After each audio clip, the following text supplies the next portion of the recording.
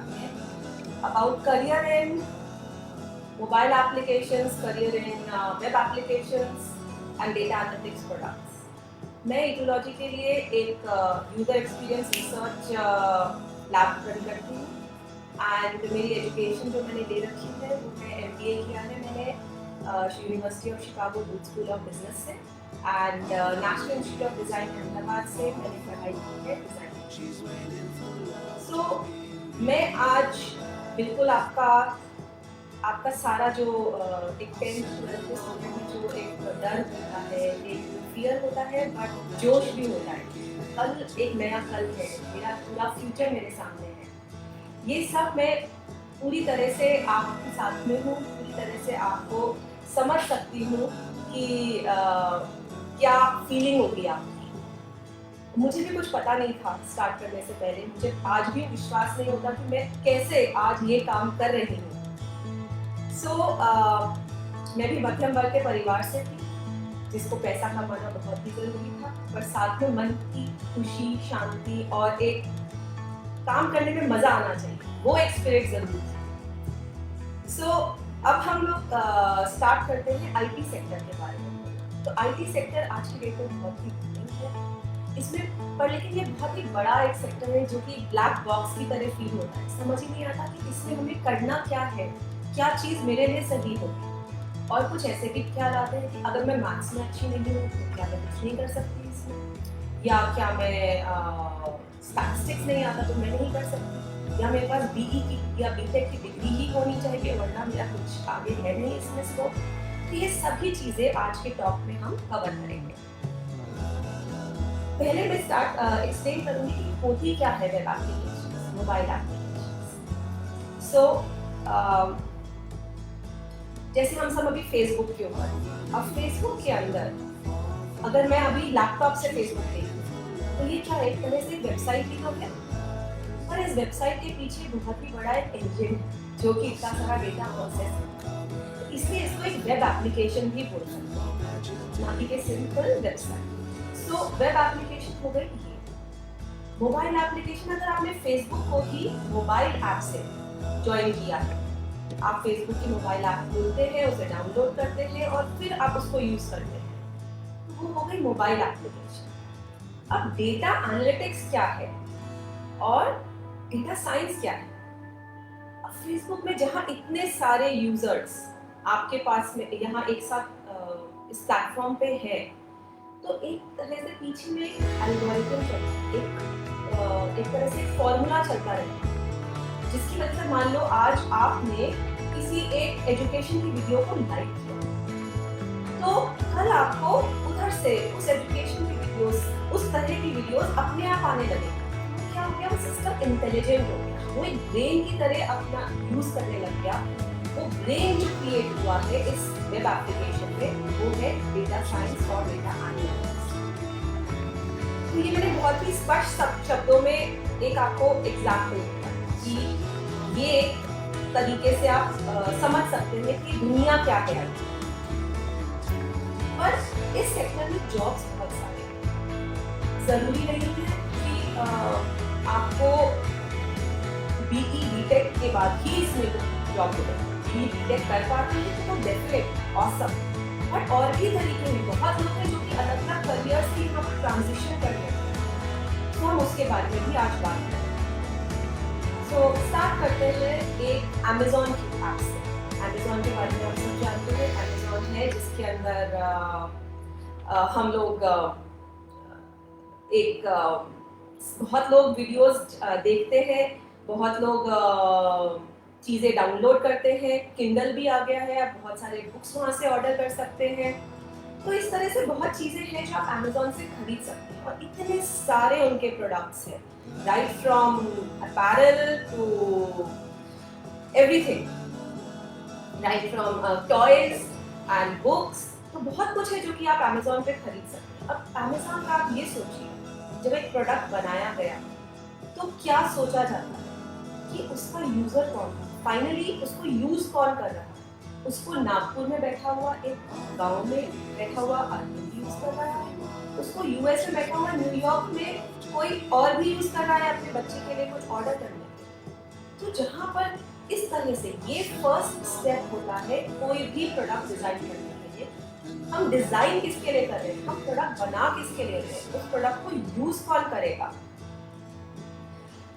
जब हम लोग ने ये देखा कि Amazon जैसी ऐप इतने सारे लोग यूज कर रहे हैं तो हमारा यूजर बेस बहुत ही बड़ा हो, फिर हम उन सबको उसके पर्सोनास क्रिएट करते हैं। पर्सोनास मतलब हम ऐसे सोचते हैं कि अच्छा यहाँ पर एक लड़की होगी जिसका नाम है गुड़िया, किसी गांव के अंदर, उसको क्या चाहिए होगा, उसको वो अपनी माँ से क्या मांगती होगी जो कि उसको वहां मिल जाए। और एक है इन्वेस्टमेंट बैंकर जो कि अपनी फैमिली चला रहा है और उसके पास में बहुत बिजी है, वो भी Amazon यूज कर रहा है। सो ये सोच हम लेकर चलते हैं कोई भी प्रोडक्ट डिजाइन करने से। ये जो सोच है ये बहुत ही इंटरेस्टिंग और अनोखी यूनिक एक तरीका है सोचने का before app designing and before any web application designing. ये करे बिना अगर आप काम करते हैं तो आप प्रोडक्ट तो बना लेंगे कोडिंग करके, पर लेकिन उसे यूज करने में लोग सक्सेसफुल नहीं होंगे, आपका प्रोडक्ट इतना चलेगा नहीं।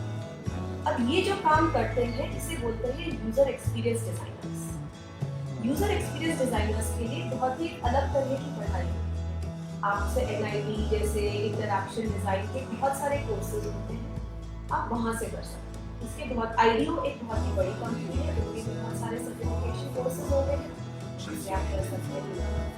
edX करके एक edX.org में फ्री कोर्सेज, आप वो पढ़ना शुरू कर सकते हैं देखने के लिए कि आपको इस सब्जेक्ट में कितना इंटरेस्ट आ रहा है। IIT, IIIT ये सब तो है ही। फिर हम नेक्स्ट स्टेप पे जाते हैं कि मान लो आपका डिजाइन रेडी हो गया। अब ये डिजाइन रेडी करने के लिए सॉफ्टवेयर भी बहुत अलग होते हैं, Photoshop, InDesign, Adobe XD, sketch, तो बिल्कुल ही अलग सॉफ्टवेयर है जो कि एक कोडिंग, जो इंसान कोडिंग करता है, जो कोडर है, जो डेवलपर है मोबाइल ऐप का, वो बिल्कुल अलग चीजों पे काम करता है और ये काम ही बिल्कुल अलग है, ये प्रोफाइल ही बिल्कुल अलग है।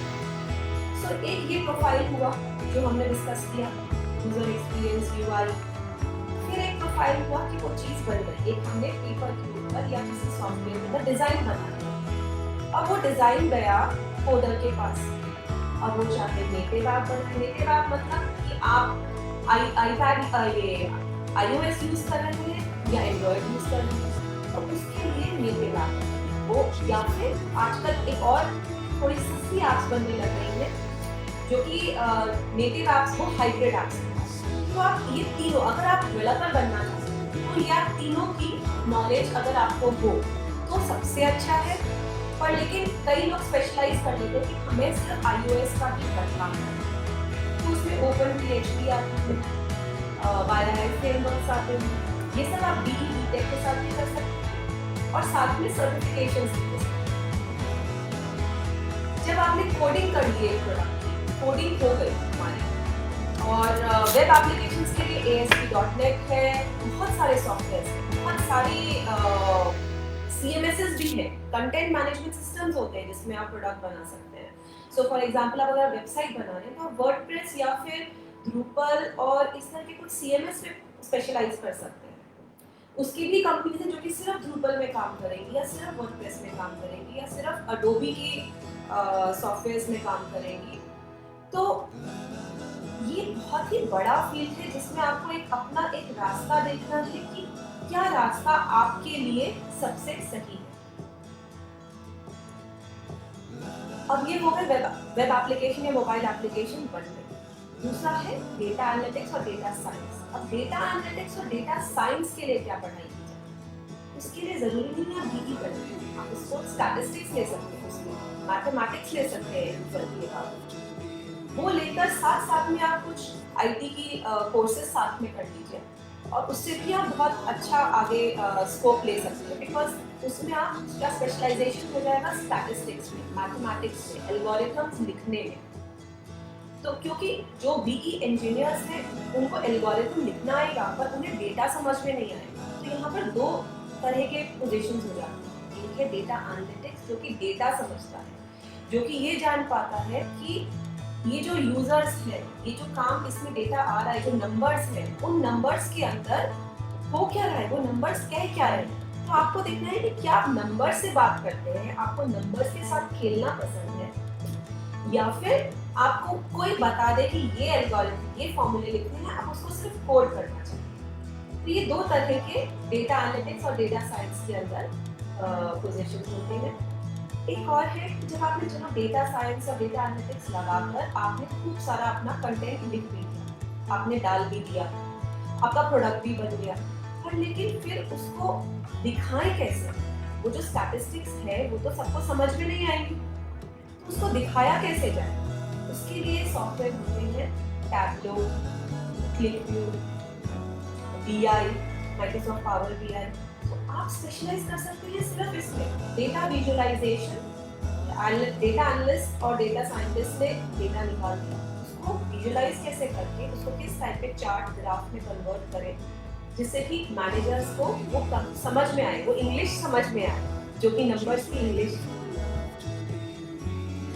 फिर है जब हमने ये सब कर लिया, हमने डेटा साइंस भी समझ लिया, ये भी समझ लिया, अब एक क्वेश्चन आता है कि हम क्या डिग्री लें। तो मैंने कुछ आपको बताया, जैसे बीएससी आप ले सकते हैं मैथमेटिक्स और साइंस डेटा एनालिटिक्स के लिए, बीई जिसके लिए जेईई का एग्जाम है।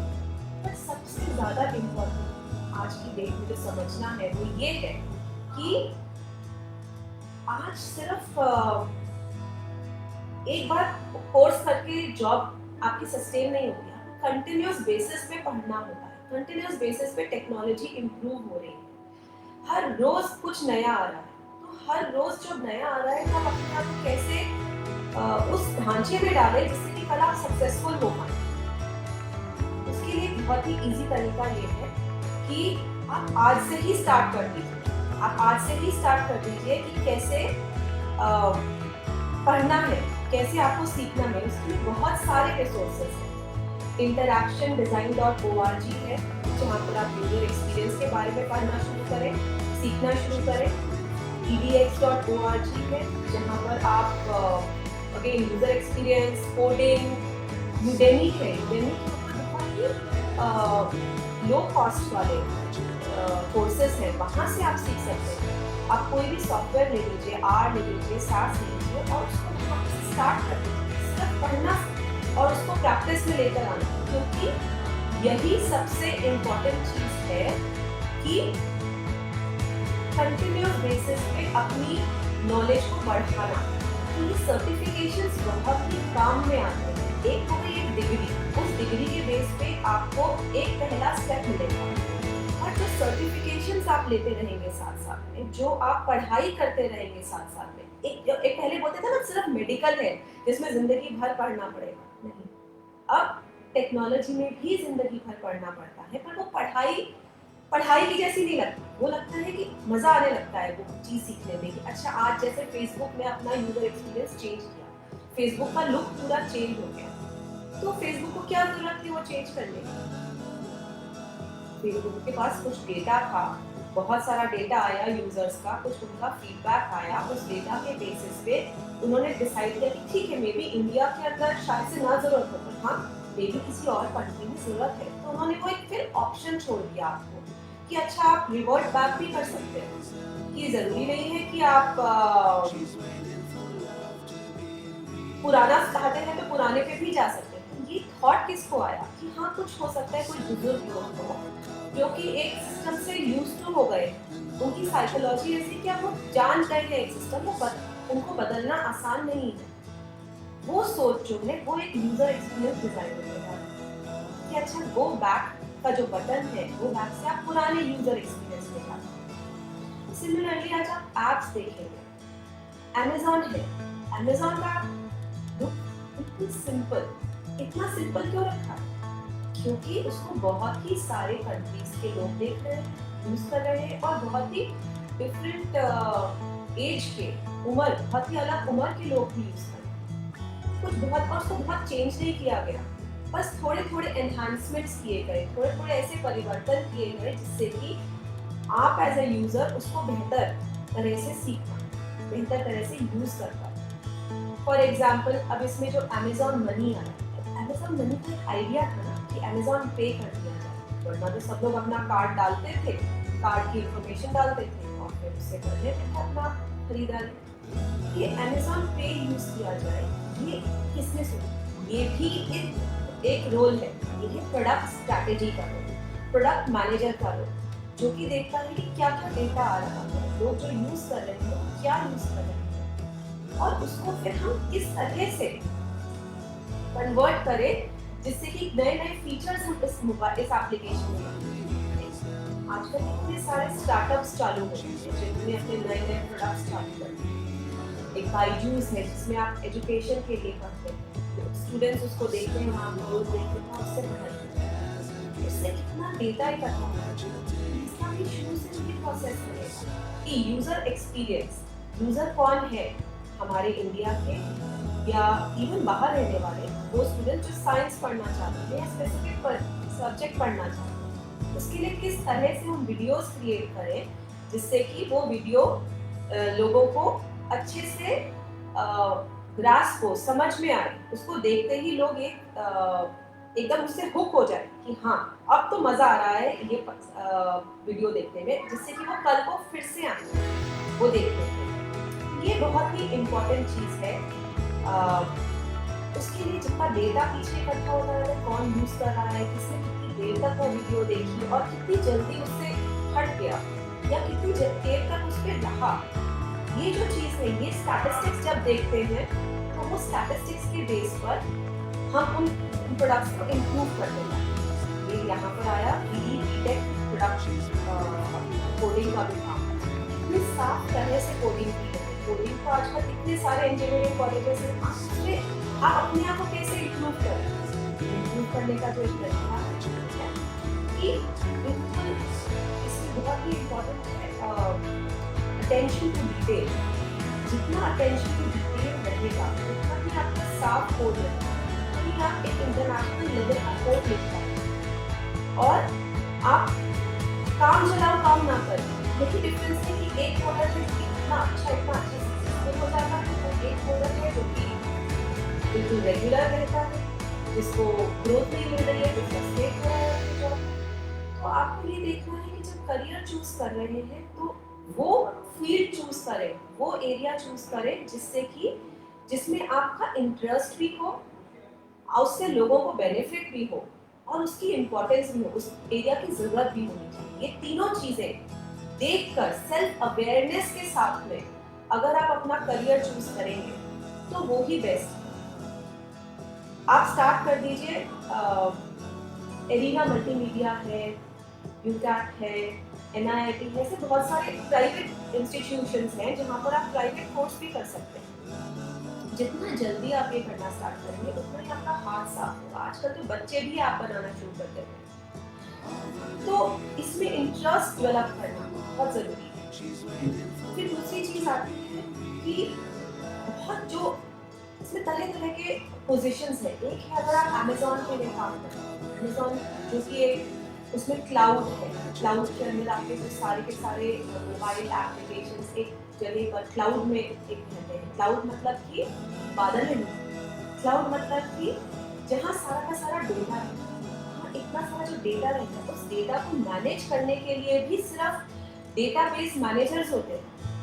तो आप सिर्फ डेटाबेस मैनेजमेंट के अंदर ही जॉब कर सकते हैं। सो ये जो फील्ड है ये बहुत ही बड़ा है और इसमें हर एक इंसान जिसका जो इंटरेस्ट है, जो नंबर्स के साथ खेलना चाहता है या जो डेटाबेसेस के साथ खेलना चाहता है, जो इन्वेस्टमेंट्स में चाहता है, आप फील्ड चूज कर सकते हैं।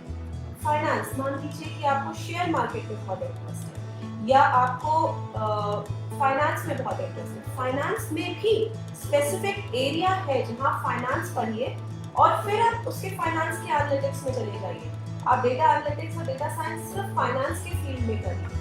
ऐसे सब्जेक्ट्स में क्या होता है कि अगर आपके पास फाइनेंस का नॉलेज है वो बेटर होगा कंपेयर टू सिर्फ बी। वरना बी करने के बाद आपको एक ऐसी कंपनी में ज्वाइन करना पड़ेगा जो फाइनेंस के प्रोडक्ट्स में स्पेशलाइज करती है और उन फाइनेंस के सब्जेक्ट्स में जब आप काम करते जाते हैं तो धीरे धीरे आपको फाइनेंस के बारे में समझ में आता है।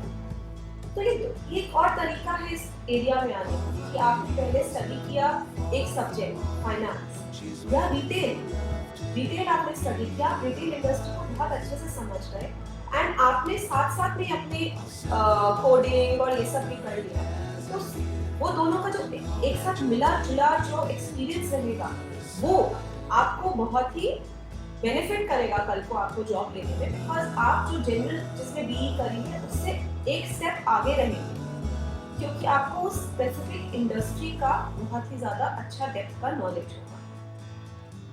यहाँ पर एक और तरीका है इस इंडस्ट्री को देखने का, एक है प्रोडक्ट्स।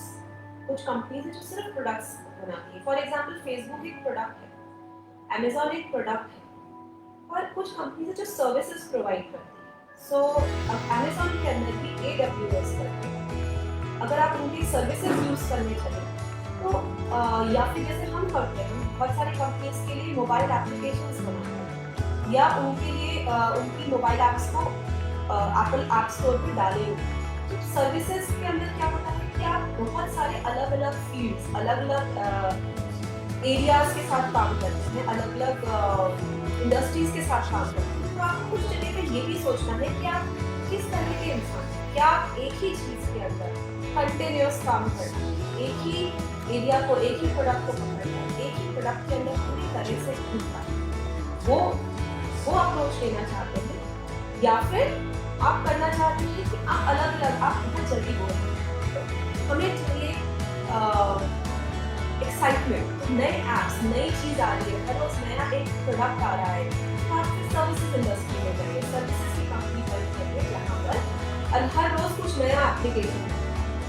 तो ये सेल्फ अवेयरनेस बहुत इम्पोर्टेंट है हर करियर के लिए, और IT के अंदर बहुत ही इम्पोर्टेंट है, क्योंकि आप एक जगह पे जाकर फिर स्टैग्नेट हो सकते हैं। दूसरा चीज है अलग अलग इंफॉर्मेशन रखना। सो फॉर एग्जांपल, आपने जब प्रोडक्ट बना लिया, प्रोडक्ट बनाने के बाद में जब उसको हमने QA किया, QA क्या होता है? Quality analyst. क्वालिटी एनालिस्ट क्या करते हैं? वो ये देखता है कि जो डिजाइनर ने डिजाइन किया, जो यूजर के लिए डिजाइन हुआ, जो कोडर ने कोड किया, फाइनली वो सब चीजें हो रही है उस तरह से जिस तरह से होनी चाहिए, वहां पर कोई परेशानी तो नहीं आ रही कोई। और उसके अंदर छोटी छोटी चीज, जैसे कि एक शब्द किस फॉन्ट में लिखा हुआ है। फॉन्ट क्या होता है? जैसे हम ABCD लिखते हैं, उसके अंदर कोई फॉन्ट, कोई थोड़ा बड़ा शब्द है, कोई थोड़ा छोटा शब्द है, कोई लाइट है, कोई डार्क है, उस डिटेल तक जो यूजर एक्सपीरियंस डिजाइनर ने देखा, वो QA को चेक करना हो। तो क्वालिटी एनालिस्ट एक बहुत ही अच्छा पोजीशन है जो कि इस IT सेक्टर में है। सो कोडिंग सिर्फ मोबाइल एप्लीकेशन जब हम सोचते हैं, तो आपने देखा कि मोबाइल एप्लीकेशन में सिर्फ एक BE जो कोडर है वो भी इनफ नहीं है।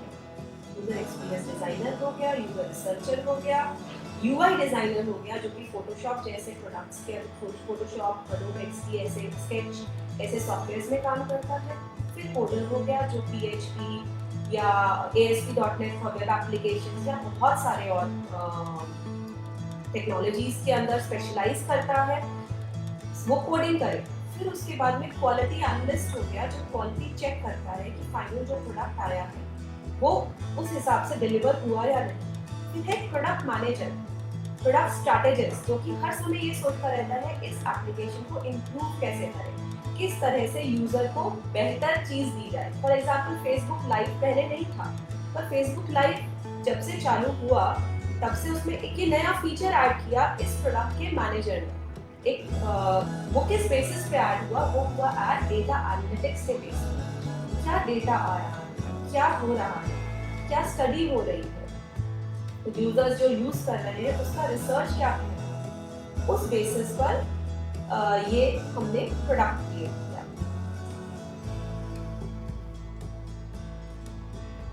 मैं बीच बीच में कुछ सवाल लेना शुरू करूंगी। एक वेब डेवलपमेंट प्रोजेक्ट कितना टाइम लेता है? एक वेब डेवलपमेंट प्रोजेक्ट मिनिमम 3 से 4 महीने लेता है। पर अगर आप यूजर रिसर्च, कुछ जिनके पास बजट कम है वो यूजर रिसर्च पे बहुत ध्यान देंगे, और जो भी आप प्रोडक्ट्स देखेंगे जो बहुत ज़्यादा अच्छे चल रहे हैं वो यूजर रिसर्च पे बाकायदा 3 महीने का टाइम अलग देते हैं। सो इट कैन डिपेंड कि क्लाइंट कौन है। क्लाइंट अगर यूजर रिसर्च और इन सब पे बहुत फोकस करता है, तो बहुत लंबा टाइम एक प्रोडक्ट डेवलपमेंट 6 महीने तक भी ले सकता है और उसकी इम्प्रूवमेंट्स और एनहांसमेंट्स जैसे फेसबुक हुआ, इसमें आज भी एनहांसमेंट्स हो रही है, इसकी प्रोडक्ट मैनेजमेंट टीम आज भी चल रही है। और जैसे सर्विसेज इंडस्ट्री में कोई प्रोडक्ट आया जिसमें क्लाइंट को चाहिए कि जल्दी से प्रोडक्ट हमें क्रिएट करके मिनिमम वायबल प्रोडक्ट उसे बोलते हैं। मिनिमम वायबल प्रोडक्ट मतलब एक बेसिक प्रोडक्ट, एक बेसिक ऐप हमें मार्केट में लॉन्च करनी है, फिर हम उसको एनहांस करते जाएंगे, उसको इम्प्रूवमेंट्स करते जाएंगे ओवर द ईयर्स। वो भी एक तरीका होता है। मोबाइल ऐप डिजाइनर करता है, मोबाइल ऐप डिजाइनर करता है तो इसमें दो तीन चीजें आती हैं। एक तो मैंने आपको यूजर एक्सपीरियंस बताया, वो यूआई। एक हुआ फ्रंट एंड डिजाइन, जैसे कि जो करेगा HTML और CSS, जो कि सिर्फ फ्रंट में जो दिख रहा है उसका CSS HTML अगर हम हाइब्रिड ऐप। और एक होगा जो PHP कोडर, iOS कोडर, जो कि पीछे में उसकी पूरी कोडिंग करेगा जिससे कि सारा जो भी डेटा आ रहा है वो ठीक से आए। वो सारा जैसे यूजर ने किसी बटन पे क्लिक किया या आपने क्लिक किया गो लाइव या आपने क्लिक किया नोटिफिकेशन, वो फंक्शनैलिटी क्या चलाता है, वो iOS डेवलपर या एंड्रॉइड डेवलपर चलाता है। How can one choose to pursue this career? इसके अंदर सबसे पहला स्टेप आएगा, जैसे आपको बताया गया, कि आप देखें कि आप कौन से एरिया में फिट हो रहे हैं। उसके लिए आप BE BTech अगर करते हैं वो एक ऑप्शन है, JEE का एग्जाम देकर। दूसरा ऑप्शन है BCA, bachelor of computer application. तीसरा ऑप्शन है अगर आप मान लीजिए किसी भी वजह से कंप्यूटर से डायरेक्टली नहीं जा पाए, आपने फाइनेंस का फील्ड लिया, BCom किया, तो BCom के बाद भी आप ये चीज़ ले सकते हैं बिकॉज तब आपको फाइनेंस की नॉलेज हो गई, तो आप तब MCA कर सकते हैं या आप कोई सर्टिफिकेशन ले सकते हैं, जैसे कि ये NIIT, UCAT और इन सब तरह की ऑर्गेनाइजेशंस। तो IT सेक्टर में एंट्री पॉइंट के बहुत सारे तरीके हैं, बट कंपनीज के लिए सबसे बड़ा एक जो बोल सकते हैं एक रीजन है, एक एंट्री पॉइंट का BE या BCA या MCA, ये चीज बहुत ज्यादा लोग वैल्यू करते हैं। डेटा एनालिटिक्स के लिए अगर आपने स्टैटिस्टिक्स किया है, मैथ्स किया है, इवन फिजिक्स किया है, वो भी प्रेफरेबल होता है। पर मान लीजिए अगर आपको यूजर एक्सपीरियंस में जाना है, तो फिर आपको करना चाहिए इंटरैक्शन डिजाइन, जो कि NID national institute of design, Ahmedabad जैसे कॉलेजेस में होता है। अब IIT का भी डिजाइन स्कूल है, आप उसके लिए डिजाइन स्कूल्स को जा सकते हैं, में जाकर एंट्री करिए और फिर वहां से इस एरिया में आए। अट्रैक्टिव वेबसाइट्स कैसे बनाई जाए? अट्रैक्टिव वेबसाइट्स बनाने के लिए सबसे पहले होता है कॉम्पिटिटिव स्टडी। आप किस चीज की वेबसाइट बना रहे हैं, आप कॉम्पिटिटिव स्टडी करेंगे और उसके लिए एग्जिस्टिंग वेबसाइट्स हैं या बिल्कुल नया प्रोडक्ट। फिर उसके बाद में आपके यूजर्स कौन है, आपका यूजर बेस कौन है टारगेट ऑडियंस जो कि उस वेबसाइट को यूज करेगा। आप उसके लिए पर्सोना क्रिएट करें, मान लीजिए उसको एक नाम दीजिए, उसकी उम्र लिखिए और उसका वो क्या करता है, उसको कब वो आपकी वेबसाइट यूज करेगा, क्या वो मोबाइल पे यूज करेगा या फिर लैपटॉप पे यूज करेगा, वो किस वर्ग का है, ये सोचिए। ये सब सोचकर जब आप उसका पर्सोना क्रिएट कर लिया, उसको आपने लिख लिया कि इस तरह से यूजर काम कर रहा है, फिर आपने उसके लिए UI डिजाइन स्टार्ट किया कि अच्छा एथनोग्राफिक स्टडीज करने के बाद अगर और ज़्यादा यूजर रिसर्च में इंटरेस्ट है तो आप उस फोकस ग्रुप्स के साथ आप थोड़ा समय स्पेंड कर सकते हैं। उनके साथ में आप समझिए कि वो क्या जीवन व्यतीत कर रहे हैं, किस समय आपका टाइम आता है उन पर, क्या वो दिन में देख रहे हैं, रात में देख रहे हैं, किस डिवाइस पे देख रहे हैं, वो देखकर फिर उसके बाद में आप उसका यूजर इंटरफेस देखेंगे। यूजर इंटरफेस के लिए ट्रेंड्स बहुत ज़्यादा इंपॉर्टेंट हो जाता है, लेटेस्ट ट्रेंड्स समझना। ट्रेंड्स हर साल बदलते रहते हैं, कई बार एनिमेशन बहुत है।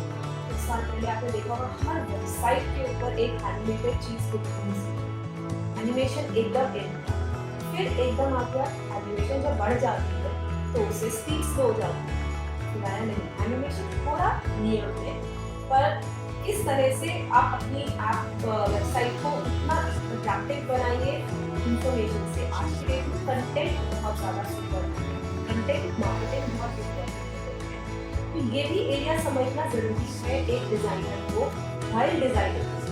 सो ये जो आप एक फील्ड आप एक लेंगे, पर लेकिन नॉलेज बेस पूरी होलिस्टिक होगी। जितनी होलिस्टिक नॉलेज होगी किस तरह से वेबसाइट की डिजिटल मार्केटिंग की होने वाली है, इस वेबसाइट पे कितना कंटेंट डाला जाए, कहाँ कहाँ डाला जाए, कहाँ कॉल टू एक्शन बटन डाला जाए। कॉल टू एक्शन बटन मतलब क्लिक हियर, वो जो बटन होगा जिससे कि जो भी लोग वेबसाइट पे आ रहे हैं उसको कन्वर्ट कर पाए कोई प्रोडक्ट खरीदने में। आप अमेजोन पे अगर हम जाते हैं तो जैसे आपको सर्च बॉक्स एकदम ऊपर दिया जाता है, क्योंकि उनको पता है इतने प्रोडक्ट्स हैं इस वेबसाइट के ऊपर कि कोई यूजर ढूंढ नहीं पाएगा। तो उसके लिए हमने कैटेगरीज क्रिएट करी। वो कैटेगरीज को कैसे क्रिएट करें, किस तरह यूजर क्या सोचेगा और क्या लिखेगा उस सर्च के अंदर, ये लेवल तक एक यूजर एक्सपीरियंस और यूजर इंटरफेस डिजाइनर को सोचना होता है। तो वेबसाइट सिर्फ दिखने में अच्छी नहीं होनी चाहिए, वो यूजेबिलिटी में अच्छी होनी चाहिए। यूजर उसके ऊपर वापस बार बार आए, लगातार आए, उसको इतनी इंफॉर्मेशन मिलनी चाहिए, उसके लिए वो बेनिफिशियल होना चाहिए। क्या वो ई कॉमर्स की वेबसाइट है, या फिर कोई ई लर्निंग की वेबसाइट है, या कोई सिंपल मार्केटिंग वेबसाइट है, या फेसबुक जैसा कोई पोर्टल है। तो ये सब कुछ देखकर एक डिजाइन किया जाता है। इसके लिए कोडिंग इम्पोर्टेंट नहीं है, पर लेकिन इस फील्ड के लिए, इस एरिया के लिए बहुत ही इम्पोर्टेंट है इंटरैक्टिव डिजाइन समझना, यूजर रिसर्च समझना। इसके लिए स्पेशलाइज्ड कोर्सेज होते हैं, इसके लिए बहुत सारे सॉफ्टवेयर आपको सीखने पड़ते हैं। तो कोडिंग मतलब कि जो कोड चलकर लिखता है, और कई सारे सॉफ्टवेयर होते हैं जैसे स्केच, फोटोशॉप, एडोब एक्सपी, जो कि आपको सीखने होते हैं, जो कि आपको अच्छे से आने चाहिए। और आजकल वायर फ्रेमिंग के लिए आ गया है, ज़ेप्लिन है, बाल्समिक है, फिग्मा है, बहुत सारे सॉफ्टवेयर हैं जो कि कंटिन्यूअस बेसिस पे चेंज होते जा रहे हैं। एडोब एक्सपी कुछ साल पहले कोई जानता भी नहीं था। तो इवन इस फील्ड में आपको कंटिन्यूअस बेस पे अपनी नॉलेज को अपग्रेड करना बहुत जरूरी है। ये नहीं कि आपने फोटोशॉप सीख लिया और जिंदगी भर फोटोशॉप पे ही काम चलता रहेगा, ऐसा नहीं है। फिर इसके लिए बहुत इंपॉर्टेंट है सारे डिवाइसेस को जानना कि एंड्रॉयड में बहुत ही तरह तरह के साइज के डिवाइसेस होते हैं। और जब आप वेबसाइट बनाते हैं तो वेबसाइट भी आपके एंड्रॉयड पे भी चलनी चाहिए, उसके ब्राउजर पे भी चलनी चाहिए, iOS के फोन पे भी चलनी चाहिए, iPad पे भी चलनी चाहिए। इसे कहते हैं रिस्पॉन्सिव डिजाइन। अब एक और वेब डिजाइनर होता है, उसको भी वेब डिजाइनर बोलते हैं, पर वो ये पहले के पार्ट में पार्टिसिपेट नहीं करता, ये उसका जॉब रोल नहीं होता। उसका जॉब रोल क्या होता है, उनको डिजाइन दे दिया गया और उन्होंने HTML CSS लिखना शुरू किया, वो कोडिंग हो गई, वो भी वेब डिजाइनर हुए। पर लेकिन उनका role specific UX UI design नहीं हुआ, उनका हो गया कोडिंग करना, HTML CSS डालना, लिखना, जिससे कि जो डिजाइन क्रिएट किया है वो सभी एप्लीकेशंस पे, सभी फोन पे, iPads पे, अलग अलग डेस्कटॉप भी तो कितने सारे होते हैं, कोई डेस्कटॉप मशीन यूज करता है, तरह तरह के साइज के लैपटॉप्स होते हैं, इन सब के ऊपर खूब अच्छे से चले वेबसाइट विदाउट एनी, बिना किसी एरर्स के। इसे बोलते हैं IT की लैंग्वेज में बग्स मतलब कीड़े। ये कीड़े नहीं होने चाहिए, उसके अंदर कोई भी मिस्टेक नहीं होनी चाहिए। सो ये हो गया एक। इसके लिए आपको HTML CSS सीखना रहता है, वो आप BE BTech करते हैं, उसके साथ में आप भी सीख सकते हैं। बहुत सारे आजकल ऑनलाइन YouTube ट्यूटोरियल्स हैं जो कि आप यूज कर सकते हैं सीखने के लिए, पर एक डिग्री के बिना आपको एंट्री पॉइंट थोड़ी मुश्किल है। फिर आता है QA, जो आपको पहले समझाया, जो कि चेक करेगा कि डिजाइनर ने जो वेब डिजाइनर ने जो HTML CSS किया है, या फिर इसमें एक और किया जाता है वेब डेवलपर। अगर आप यूज कर रहे हैं Drupal, या ये होते हैं कंटेंट मैनेजमेंट सिस्टम जो कि प्री मेड होते हैं, पहले से बने हुए कंटेंट मैनेजमेंट सिस्टम होते हैं, जिसके अंदर बहुत सारे प्लगइन्स यूज करके प्रोडक्ट बनता है। बट उसके लिए जो वेब डेवलपर हुआ, वो वेब डेवलपर एक अलग चीज है। अभी भी उसको भी कोड आना जरूरी है, उसको भी PHP आना जरूरी है, पर पर वो कोर प्रोग्रामिंग नहीं करता, उसमें कुछ चीजें हैं जो पहले से बनी हुई है, वो उसको लेकर उसको यूज करके उसके अंदर मे भी कभी कभार कुछ चेंज कर देता होगा, पर उसको यूज करना आना चाहिए। सो अगेन ये एक और इंटरेस्टिंग एरिया है कि आपने सिर्फ किसी स्पेसिफिक सीएमएस के अंदर स्पेशलाइजेशन कर लिया। दोस्तों स्पेशलाइजेशन आईटी का के लिए बहुत ही इम्पोर्टेंट है। जो भी एरिया आप सीखे, जो भी एरिया आप पकड़े, उसके अंदर आपको इनसाइड आउट सब कुछ आना जरूरी है, वो बहुत ही इम्पोर्टेंट है। फिर देखा जाएगा कि क्यूए का क्या रोल है। क्यूए जब आया और हमारा क्वालिटी एनालिस्ट क्या है, क्वालिटी एनालिस्ट को तो कोडिंग की जरूरत ही नहीं है, उसको क्या चाहिए कि बहुत ही ज्यादा डिटेल में जाने वाली नजर, बहुत ही ज्यादा डिटेल ओरिएंटेड, जो कि बिल्कुल डिटेल में ये समझना चाहे कि कहीं पर कोई मिस्टेक तो नहीं है। ये मेंटालिटी, ये सोच जिसकी होगी, वैसे सोच वैसा इंटरेस्ट जिसका होगा, वो भी क्वालिटी एनालिस्ट की पोजीशन में सक्सेसफुल हो पाएगा। क्यूए के भी स्पेशलाइज्ड कोर्सेज होते हैं, वो आप स्पेशलाइज्ड कोर्सेज यूकैट से ले सकते हैं और प्राइवेट कॉलेजेस से ले सकते हैं। बट अब पूछा गया है एक सवाल, डेटा एनालिस्ट के लिए क्या एग्जाम है? ये मैंने पहले भी जवाब दिया था इसका कि डेटा एनालिस्ट में भी अलग अलग पोजीशंस हैं। डेटा एनालिस्ट के लिए, डेटा एनालिटिक्स के लिए एक पोजीशन हो गई जो कि है आर, पाइथन, सास, ये सारे सॉफ्टवेयर में लिखना। एक है सीक्वल, सीक्वल सर्वर डेटाबेस अगर कोई समझता है और सीक्वल में क्वेरी लिखना जानता है, वो एक स्पेशलाइज्ड फील्ड है, अपने आप में एक स्पेशलाइज्ड एरिया है, जो कि सिर्फ वो ही करते हैं सीक्वल। आजकल नए एरियाज आ गए हैं, वीडियो एनालिटिक्स आ गया है। आप शॉपिंग मॉल में जाते हैं या आप इस पे जा रहे हैं, गाड़ी से जा रहे हैं, वहाँ कैमरा लगा हुआ है, कैमरा में पता चल गया कि इस गाड़ी ने रेड लाइट क्रॉस करी, वो वीडियो एनालिटिक्स करके पता चल जाता है कि इस गाड़ी को चालान काटना है। ये भी डेटा एनालिटिक्स का काम है, ये वीडियो एनालिटिक्स हो गया। तो ये इसके लिए बहुत सारे स्पेशलाइज्ड एरियाज हैं। एक और बहुत ही इंटरेस्टिंग एरिया है एनालिटिक्स के अंदर, जैसे कि ये जो बड़ी कंपनीज है, आईबीएम हो गया जैसे, अब आईबीएम के इतने सारे डिफरेंट डिविजन्स हैं, डिफरेंट जगह पर लोग काम कर रहे हैं, उसके अंदर उन्हें हर क्वार्टर में फोरकास्ट करना है कि कैसे वो क्या रेवेन्यू आएगा, क्या इनकम आएगी, वो कैसे अपने स्टॉक होल्डर्स को पहले से बोर्ड ऑफ डायरेक्टर्स को बताकर रखें। तो वो जो फोरकास्टिंग है, फोरकास्टिंग, इसके अंदर मोबाइल एप्लीकेशन का कुछ काम ही नहीं है, इसमें सिर्फ एक एप्लीकेशन आप क्रिएट कर रहे हैं जिसमें सारा फोकस है डेटा साइंटिस्ट का, रिसर्चर्स का, डेटा रिसर्चर्स का। उसके लिए स्टैटिस्टिक्स इंपॉर्टेंट हो जाती है, आईटी कोडिंग इंपॉर्टेंट है, आर, पाइथन, सास इंपॉर्टेंट है, पर डेटा एनालिटिक्स के लिए स्टैटिस्टिक्स और मैथ्स बहुत ही इंपॉर्टेंट है। एक और एरिया आ गया डेटा एनालिटिक्स के अंदर, विच इज डेटा विजुअलाइजेशन। तो उसके लिए आपको ये कुछ भी जानने की जरूरत नहीं, आप सीधे टैब्लो सीखिए, क्लिक सीखिए, EI सीखिए, and you are ready to take up that position, जो कि डेटा एनालिटिक्स, जहाँ कंपनीज को डेटा एनालिटिक्स के प्रोडक्ट्स करते हैं, या इवन बड़ी कंपनीज में ऐसी पोजीशन होती है जो कि डेटा साइंटिस्ट ने रिसर्च करके उसको हमने कन्वर्ट किया ग्राफ्स एंड चार्ट्स में, जो कि फिर मैनेजर्स को देते हैं। एक और बहुत ही इंटरेस्टिंग और नया एरिया आया है, story telling for analytics, communication for analytics, क्योंकि एनालिटिक्स में बहुत सारा डेटा और बहुत सारा कंटेंट है, बहुत सारे नंबर्स, पर कई लोग हैं जिनको ये नंबर्स का, इतने नंबर्स में कौन से नंबर सही है, क्या चीज़ एनालाइज करती साइंटिस्ट है, पर उसको हम नॉर्मल लैंग्वेज में एक इंसान जिसको स्टैटिस्टिक्स नहीं आता इतना ज़्यादा, उसको समझाए कैसे कि उस बेसिस पे वो एक्शन क्या ले। इवेंचुअली डेटा एनालिटिक्स का बेनिफिट तभी है अगर उस बेसिस पर कुछ एक्शन लेना, अगर कुछ एक्शन ही नहीं हुआ तो कुछ फायदा ही नहीं है।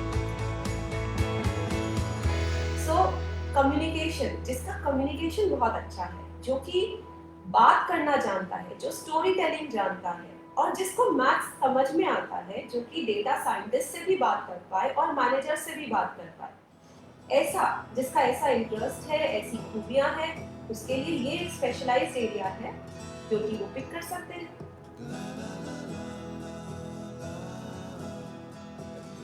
कुछ क्वेश्चंस आ रहे हैं। मेन स्ट्रीम कोर्स क्या लिया जाए? देखिए, मेन स्ट्रीम कोर्स तो है, आपने बीई ले ली, पर बीई भी बहुत वाइड है। उसमें जाकर भी अगर आप कुछ स्टूडेंट से बात करिए कि जो लोग इंजीनियरिंग कर रहे हैं वो कर क्या रहे हैं exactly, because BE is huge, it's wide. इसमें से जो जैसे ये शशि फाउंडेशन इतना अच्छा काम कर रही है, आपको इतना सारा डिटेल पता चल रहा है कि इतने सारे एरियाज हैं। आप जितना जल्दी से जल्दी हो सके, आप आज हो सके तो आज आप पढ़ना शुरू कर दीजिए edx.org पे जाकर, khanacademy.org पे जाकर।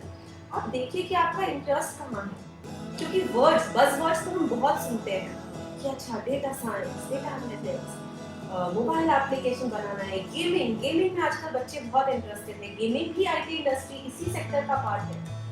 तो एनिमेशन मैं ये भी करना चाहती हूँ। तो बहुत सारे एरियाज हैं, पर कहाँ आपका इंटरेस्ट है, कहाँ मार्केट जा रही है। मार्केट डेफिनेटली डेटा एनालिटिक्स की टुवर्ड्स जा रही है, पर मोबाइल एप्लीकेशन का काम कभी खत्म नहीं होगा। मोबाइल एप्लीकेशन में भी डेटा एनालिटिक्स यूज होने लग गया है।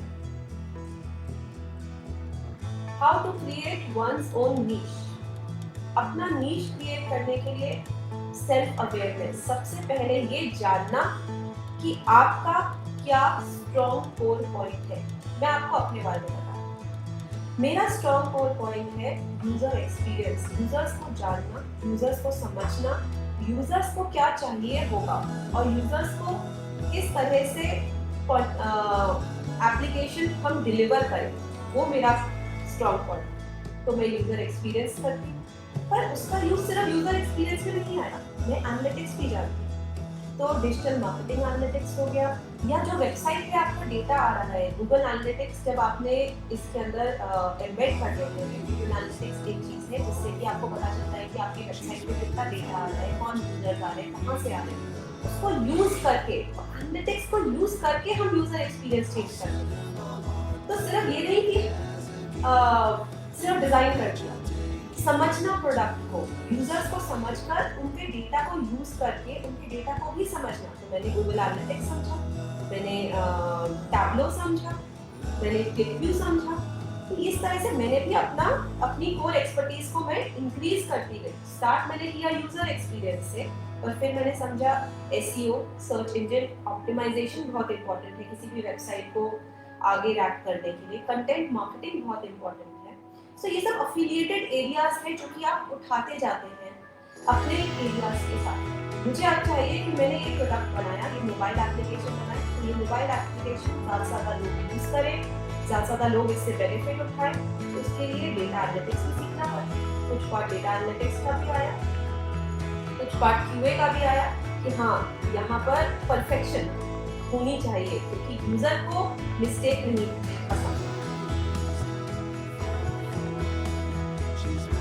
एवरेज पे फॉर दिस करियर, तो नीश बनाने के लिए, let me just complete that question. Niche बनाने के लिए आपको एक एरिया पकड़ना है। मान लीजिए आपका इंटरेस्ट है डेटा एनालिटिक्स, स्टैटिस्टिक्स, तो आप स्टैटिस्टिक्स पकड़ लीजिए, स्टैटिस्टिक्स करें, मैथ्स करें, स्टैटिस्टिक्स करें, और साथ साथ में ये कोर्स, मान लीजिए आप सिंपल डेटा स्टैटिस्टिक्स का सिंपल डिग्री ले रहे हैं, तो साथ में आप आईटी का कोर्स कर लीजिए साथ। उससे क्या होगा कि आपकी आईटी स्किल्स भी बढ़ती जाएगी, सॉफ्टवेयर जो उस एरिया के अंदर में आ रहे हैं आईटी में वो भी आगे जाएगा, तो स्टैटिस्टिक्स की कोर नॉलेज भी हो जाएगी। तो नीश बनाने का सबसे अच्छा तरीका है आप एक कोर एरिया समझ लीजिए। हाँ, अगर आपको डेवलपर, मोबाइल ऐप डेवलपर बनना है तो सीधा रास्ता है बीई बीटेक, और उसमें सिर्फ आप फोकस करिए आईओएस पे। अगर फोकस करना है या एंड्रॉयड एप्लीकेशन पे फोकस करना है तो उसके लिए आप सीखिए कि फिर आपको सिर्फ कोडिंग करनी है और कोडिंग के अंदर काम करना आना चाहिए। तो इस तरह से आप बहुत सारे अलग अलग नीश बना सकते हैं। डीबीएमएस के लिए कुछ लोग पूछ रहे हैं, डेटाबेस मैनेजमेंट सिस्टम मैं समझ रही हूँ। डेटाबेस मैनेजमेंट जो है database management is a very good and growing field, very good field, specially जहाँ ये आज क्लाउड के ऊपर सब कुछ जा रहा है, सारा डेटाबेस वहाँ से मैनेज हो रहा है। डेटाबेसेस के अंदर नॉलेज जो हुआ, एसक्यूएल सीखना, उसके लिए भी क्वेरीज रन करना डेटाबेसेस में, ये बहुत ही इम्पोर्टेंट स्किल है। एंड इसके लिए आप किस तरह की कंपनीज में अप्लाई कर सकते हैं, जहाँ पर अमेजॉन बहुत अच्छी एक कंपनी है जहाँ पर डेटाबेस मैनेजमेंट का बहुत काम होता है। जिन भी कंपनीज का यहाँ पर बहुत सारा यूजर्स आ रहे हैं, वहाँ पर डेटा, हर एक एप्लीकेशन के पीछे में एक डेटाबेस है।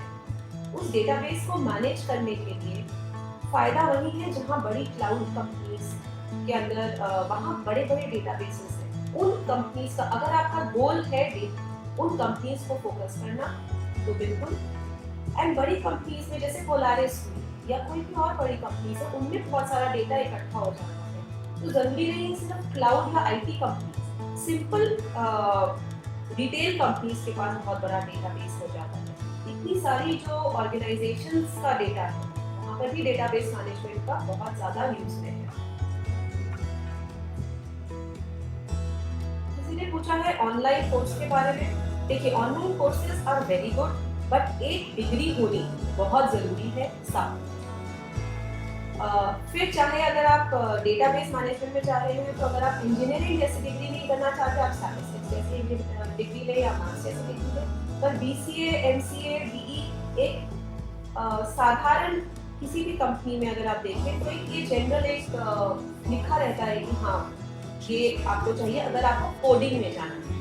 पर अगर आपको यूजर एक्सपीरियंस में जाना है या फिर आपको क्यूए में जाना है, आपको ये और कोई एरियाज लेने हैं, तो उसके लिए अलग अलग डिग्रीज होती है, अलग अलग कॉलेजेस होते हैं। एक क्वेश्चन आया है, many sites nowadays to upgrade and making website without need of knowledge about coding. Is it right or wrong? जी हाँ, wix.com एक आ गई है जो कि वेबसाइट बनाने देती है। उसमें क्या होता है कि आप वेबसाइट बहुत इजीली बना सकते हैं, बट बहुत ही सिंपल मार्केटिंग वेबसाइट्स के लिए है।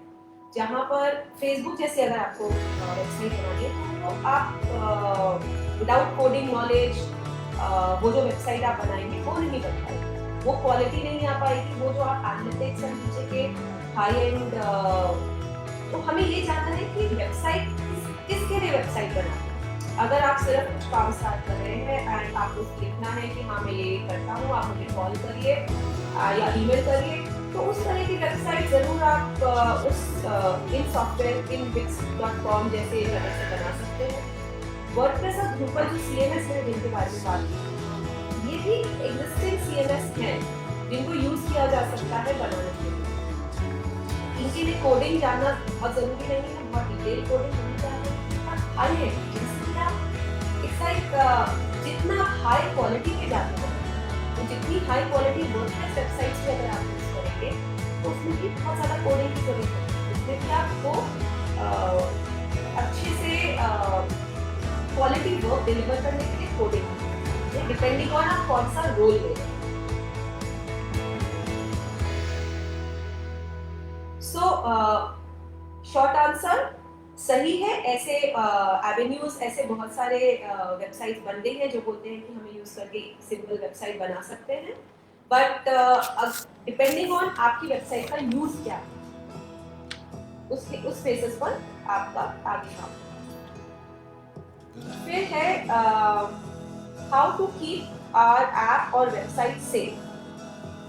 हमारी वेबसाइट सेफ कैसे रहेगी? हमारी वेबसाइट सेफ रहेगी, इसके लिए बहुत सारे सिक्योरिटी प्लगइन्स आते हैं। आजकल डेटा सिक्योरिटी का बहुत ही ज़्यादा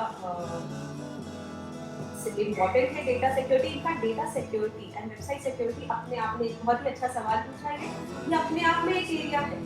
सिर्फ web security and mobile app security ये अपने आप में एक एरिया है जिसमें आप स्पेशलाइज कर सकते हैं, क्योंकि आजकल जैसे बैंक्स हो गए या इवन अमेज़न, जहाँ पर भी आपके फाइनेंशियल क्रेडेंशियल्स जा रहे हैं, वैसे वेबसाइट्स के अंदर डेटा को सिक्योर रखना बहुत ही इम्पोर्टेंट है। किसी ने पूछा है कि क्या ऐप कभी आउटडेट होती है? जी हाँ, आजकल मोबाइल ऐप्स हर 2-3 साल में आउटडेट हो जाती हैं। 2-3 साल में एक ऐप को रीडू करना बिल्कुल ज़रूरी है, क्योंकि टेक्नोलॉजी चेंज हो जाती है, ऑपरेटिंग सिस्टम्स चेंज हो जाते हैं। वो ऐप आपकी कंपैटिबल ही नहीं रहेगी लेटेस्ट iOS के ऑपरेटिंग सिस्टम से। एप्लीकेशंस को अपडेट करते रहना बहुत इंपॉर्टेंट है। इवन वर्डप्रेस जैसी सिंपल वेबसाइट जब आप बनाते हैं तो वर्डप्रेस कंटिन्यूअस बेसिस पे अपने प्लगइन्स अपडेट करता है, वर्डप्रेस के वर्जन्स अपडेट करता है। आईटी इंडस्ट्री का मतलब ही अपडेशन है। हर सेकंड, हर मिनट इम्प्रूवमेंट होती जा रही है, चेंजेस आते जा रहे हैं। तो कोई भी प्रोडक्ट आप सोचे कि ये बनाकर छोड़ दिया और वो चलता रहेगा सदा के लिए, ऐसा नहीं है। आपको हमेशा अपडेट्स लेटेस्ट टेक्नोलॉजी के साथ में, प्लगइन्स के साथ में चेंजेस करना सीखना है। जी हाँ, फीचर्स ऐड कर सकते हैं बिल्कुल, पर लेकिन टेक्नोलॉजी के लिए भी अपडेशन की सख्त जरूरत रहती है। तो हमने एवरेज पे क्या है? एवरेज पे इसके अंदर बहुत ही वेरी करती है। एवरेज पे एक ये डिपेंड करता है आप काम कहाँ कर रहे हैं और आपका नीश, आप कितने सॉलिड है अपने एरिया में, किसी भी और जीवन में किसी भी और एरिया में आईटी के अंदर कितना अच्छा काम जानते हैं, उसके साथ में आपका attitude to work hard, attitude to succeed, वो कितना है, और लर्निंग, कंटिन्यूअस बेस पे लर्निंग, वो आप कितना ज्यादा उस पर तवज्जो देते हैं, ये बहुत ही इम्पोर्टेंट रहेगा। क्योंकि जो एक जगह पे थम गया, आईटी वो इंडस्ट्री नहीं है। आईटी में चाहे वो मोबाइल एप्लीकेशन हो, चाहे वो डेटाबेस मैनेजमेंट हो, चाहे वो डेटा एनालिटिक्स, डेटा साइंस या यूजर एक्सपीरियंस हो, आजकल हर रोज नए नए सॉफ्टवेयर आ रहे हैं। तो कल स्केच यूज हो रहा था, आज एडोबे एक्सपी यूज हो रहा है, कल को कुछ और होगा। तो आपको कंटिन्यूअस बेसिस पे सीखने की इच्छा, वो बहुत ही इम्पोर्टेंट है।